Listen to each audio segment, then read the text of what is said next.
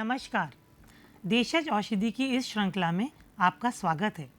आज हम लेकर आए हैं रसोई घर में मौजूद एक ऐसा द्रव्य जिसका प्रयोग प्रायः हम विभिन्न पकवानों में स्वाद और सुगंध बढ़ाने के लिए करते हैं, परंतु इसका समावेश रसोई घर में इसके औषधीय गुणों की वजह से है।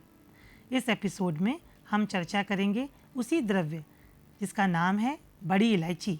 इसकी खेती आसाम और सिक्किम के पहाड़ों की गीली मिट्टी में होती है। इसका श्रुप छोटा होता है, जिसके जड़ के नीचे कंद होता है।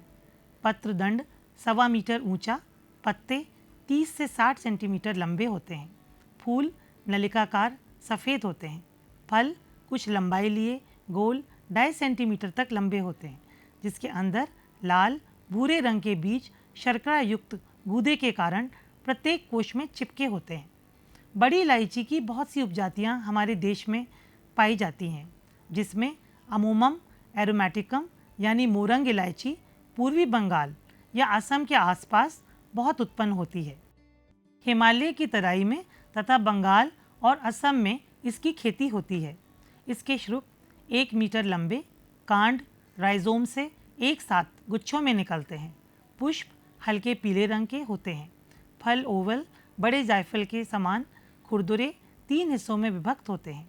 बीज प्रत्येक कोश में अनेक तथा 3 मिलीमीटर लंबे होते हैं।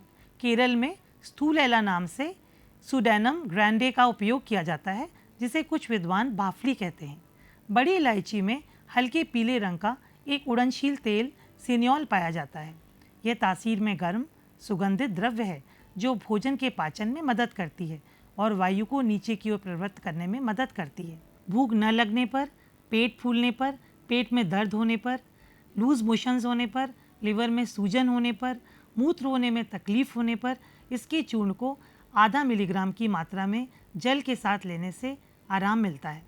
दांत और मसूड़ों के विकार जैसे पायरिया और जिंजिवाइटिस यानी मसूड़ों की सूजन में बड़ी इलायची के क्वाथ से प्रतिदिन कुल्ला करने से आराम मिलता है।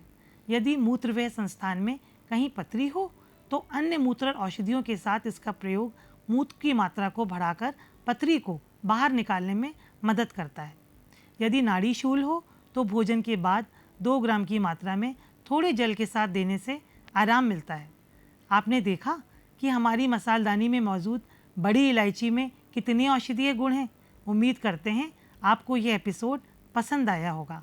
ध्यान रहे, आयुर्वेद चिकित्सा में कोई भी औषधि तभी काम करती है जब हम आहार, विहार, ऋतुचर्या, दिनचर्या का पालन करते हैं।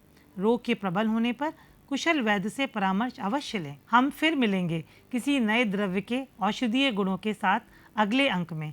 तब तक आप अपना ध्यान रखें। धन्यवाद।